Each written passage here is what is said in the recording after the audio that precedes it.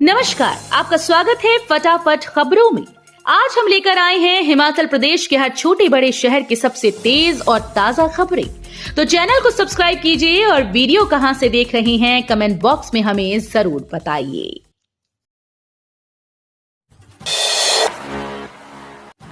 कुछ कंपनीज के एकाधिकार पर राहुल गांधी की चिंताओं का सीएम सुक्खू ने किया समर्थन। मुख्यमंत्री सुखविंदर सिंह सुक्खू ने लोकसभा में नेता प्रतिपक्ष और कांग्रेस के वरिष्ठ नेता राहुल गांधी के द्वारा बाजार पर कुछ कंपनीज के एकाधिकार को लेकर जताई गई चिंताओं का पुरजोर समर्थन किया।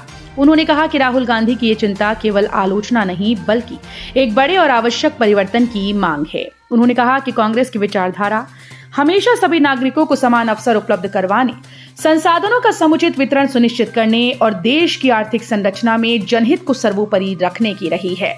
उन्होंने कहा कि राहुल गांधी ने इस गंभीर मुद्दे को स्पष्ट और साहसिक रूप में देश के समक्ष रखा, जो कि हर नागरिक की चिंता को उजागर करता है। उन्होंने कहा कि बाजार में यदि स्वस्थ प्रतिस्पर्धा होगी तो कीमतें भी नियंत्रित रहेंगी और उपभोक्ताओं को भी बेहतर सेवाएं और उत्पाद मिलेंगे। हिमाचल बद्दी का AQI 349 पहुंचा, हवा बेहद खतरनाक, 5 दिन से बिगड़ रही एयर क्वालिटी, अभी सुधार के आसार नहीं। हिमाचल प्रदेश के औद्योगिक क्षेत्र बद्दी की हवा जहरीली हो गई है। यहाँ का एयर क्वालिटी इंडेक्स 5 दिन से निरंतर बिगड़ रहा है। बद्दी का AQI 349 माइक्रोग्राम टच कर गया। इस साल हवा का ये सबसे खराब लेवल है। दिवाली के दूसरे दिन यानी 1 नवंबर को भी बद्दी का AQI 305 माइक्रोग्राम पहुंचा था, मगर 2 नवंबर से इसमें सुधार होना शुरू हो गया और AQI 166 माइक्रोग्राम तक गिर गया। बद्दी में 5 नवंबर तक हवा साफ रही। 6 नवंबर से दोबारा हालात बिगड़ने लगे और दिन प्रतिदिन हवा खराब होती गई। 2 दिन से AQI 300 से ज्यादा चल रहा है। प्रदूषण नियंत्रण बोर्ड अधिकारियों की माने तो बद्दी की खराब हवा का सबसे बड़ा कारण यहाँ के उद्योग हैं। बिजली महादेव रोपवे निर्माण शुरू करने से पहले कंपनी को जमा करने होंगे 6 करोड़। बहुचर्चित बिजली महादेव रोपवे निर्माण को लेकर भले ही कंपनी ने साइट पर मशीनरी पहुंचा दी हो, लेकिन निर्माण कार्य शुरू करने से पहले कंपनी को 6 करोड़ रुपए केंद्र सरकार के खाते में जमा करने होंगे। इस राशि के जमा होने के बाद ही कंपनी रोपवे का निर्माण कार्य आरंभ कर सकेगी। लिहाजा कंपनी ने अभी तक ये राशि जमा नहीं करवाई। गौरतलब है कि किसी भी प्रोजेक्ट कार्य को शुरू करने से पहले उस प्रोजेक्ट के दायरे में आने वाली जमीन, पेड़ पौधे और अन्य संपदा का मूल्य सरकार के पास जमा करना होता है। 400 किसान परिवारों को सस्ते ब्याज पर ऋण देगी सरकार।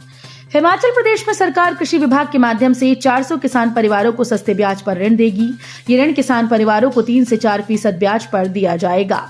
इससे किसान CA स्टोर बना सकेंगे, रेफ्रिजरेटर वैन खरीद सकेंगे या फिर अपनी आय बढ़ाने और कृषि के लिए किसी अन्य मद के लिए ऋण ले सकेंगे। इसको लेकर कृषि विभाग ने पूरी रूपरेखा तैयार की है और फंडिंग बैंकों से भी इसको लेकर चर्चा की जा रही है। राज्य में कृषि को बढ़ावा देने के लिए सरकार कई कदम उठाने का प्रयास कर रही है। शिक्षा मंत्री ने जुब्बल को दी 4 करोड़ रुपए की सौगात। शिक्षा मंत्री रोहित ठाकुर जुब्बल उपमंडल के अंतर्गत शिवराचली क्षेत्र के दौरे पर रहे।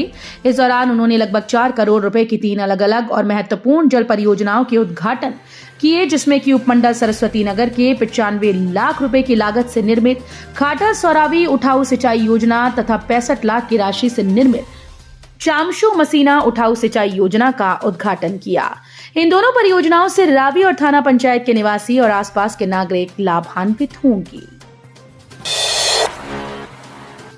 दिल्ली शिमला से गग्गल एयरपोर्ट आने वाली सभी उड़ानें रद्द। क्षेत्र में छाई व्यापक धुंध के कारण रविवार को दिल्ली शिमला से गग्गल एयरपोर्ट आने वाली सभी उड़ानें रद्द हो गईं।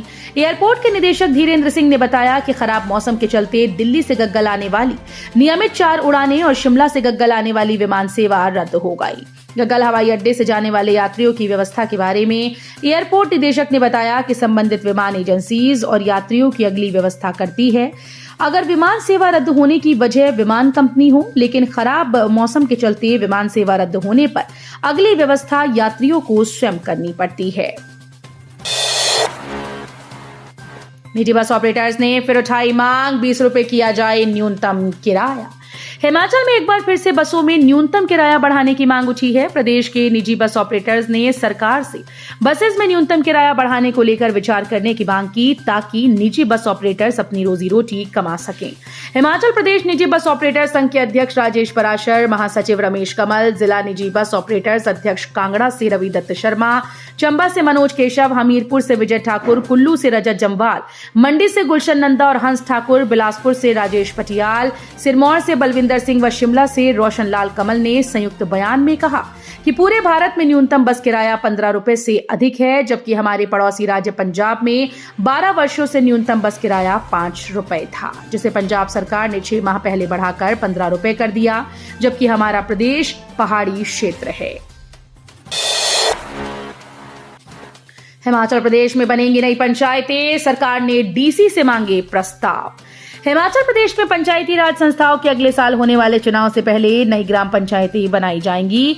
इससे पहले पंचायतों का पुनर्सीमांकन भी होगा। सरकार ने सभी उपायुक्तों से प्रस्ताव मांगे। अभी प्रदेश में 3615 ग्राम पंचायतें हैं। नई पंचायतें बनी तो कई पंचायतों की सीमाएं भी बदलेंगी और इनका नए सिरे से पुनर्सीमांकन भी किया जाएगा। नरवाना में 16 नवंबर से होगा Dhauladhar paragliding accuracy pre world cup का आगाज। 13 देशों के पायलट ने करवाया पंजीकरण। पिछले वर्ष की तरह इस वर्ष भी पैराग्लाइडिंग के लिए उभर कर आई नरवाना पैराग्लाइडिंग साइट में 16 से 20 नवंबर तक आयोजित किए जाने वाले Dhauladhar paragliding accuracy pre world cup को लेकर नरवाना पैराग्लाइडिंग संघ के सदस्यों ने तैयारियां शुरू कर दी हैं। संघ के सदस्य मुनीश कपूर ने बताया कि Himachal Pradesh federation of adventure sports Narwana paragliding संघ की ओर से आयोजित किए जा रहे इस आयोजन को लेकर ऑनलाइन पंजीकरण किया जा रहा है। शिमला में वोकेशनल टीचर्स के धरने का 7वां दिन। शिमला के सर्द रातों में भी वोकेशनल टीचर्स की हड़ताल 7वें दिन जारी है। सरकार व शिक्षकों के बीच चल रहा गतिरोध टूटता नजर नहीं आ रहा। शिमला में बेहद ठंडी रातों के बावजूद भी वोकेशनल शिक्षकों के हौसले बुलंद हैं। शिक्षक निजी कंपनीज को बाहर का रास्ता दिखाने की मांग पर अड़े हुए हैं। महिला शिक्षक अपने छोटे बच्चों के साथ धरने पर बैठी हैं। 7वें दिन प्रदर्शन को संबोधित करते हुए एक महिला शिक्षिका रो पड़ी। हिमाचल की लेडी एसपी सुर्खियों में। हिमाचल प्रदेश में बद्दी की एसपी इल्मा अफरोज इन दिनों सुर्खियों में है। आईपीएस अधिकारी इल्मा अफरोज का कांग्रेस विधायक राम कुमार चौधरी से टकराव चल रहा था। हालांकि वो नहीं झुकी और अचानक अपना सरकारी आवास खाली कर मां के साथ चली गई। वो अपना चार्ज भी एसपी को देकर चली गई। इल्मा मूल रूप से उत्तर प्रदेश के मुरादाबाद की रहने वाली है। सूत्रों के मुताबिक इल्मा ने विधायक की पत्नी की गाड़ियों के चालान काटे थे। इसके अलावा एक स्क्रैप कारोबारी के केस में भी उन पर दबाव बनाया जा रहा था। वो पिछले बुधवार को मुख्यमंत्री सुखविंदर सिंह सुक्खू के डीसीएसपी के साथ संवाद कार्यक्रम के लिए शिमला आई थी। यहाँ उनकी मुलाकात सत्ताधारी नेताओं और पुलिस अधिकारियों से हुई। अचानक वो बुधवार को ही वापस लौट आई और छुट्टी लेकर चली गई। उन्होंने रात में ही बद्दी स्थित अपने सरकारी आवास से सामान समेटा और गुरुवार सुबह मां के साथ रवाना हो गई। महिलाओं युवतियों को मिलेगा रोजगार। आईटीआई चंबा में 12 नवंबर को होगा कैंपस इंटरव्यू। आईटीआई चंबा में 12 नवंबर को टाटा इलेक्ट्रॉनिक्स बेंगलुरु द्वारा कैंपस साक्षात्कार का आयोजन किया जाएगा, जिसमें किसी भी ट्रेड में आईटीआई पास और जमा 2 पास महिलाओं युवतियों को रोजगार प्रदान किया जाएगा। चयनित महिलाओं युवतियों को प्रतिमाह 13,500 रुपए का वेतन मिलेगा। दिनदहाड़े चोरों ने ऐसे उड़ाई 20 लाख से अधिक की नकदी।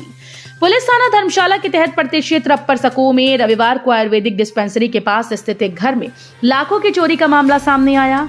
ये चोरी की घटना दिन दहाड़े दोपहर के समय सामने आई। इसमें घर से ही सको निवासी पीड़ित व्यक्ति ने 20 लाख से अधिक की नकदी चोरी होने की शिकायत दी। दिल्ली से मनाली जा रही बस में मिला लावारिस बैग। पुलिस ने तलाशी ली, तोड़े होश। कॉलोनी थाना पुलिस ने हरियाणा रोडवेज की बस एक बैग में रखी 1.538 किलोग्राम चरस बरामद की। पुलिस को सूचना मिली थी कि मनाली से चंडीगढ़ जा रही हरियाणा रोडवेज की बस से चरस की एक बड़ी खेप दिल्ली भेजी जा रही है। सूचना के आधार पर पुलिस ने नरेश चौक के पास नाका लगाया था।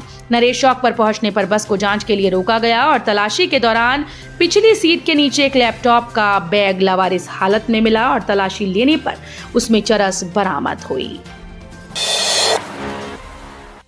तो ये थी आज की फटाफट खबरें। हम मिलेंगे अगले बुलेटिन में, तब तक के लिए धन्यवाद। जय हिंद।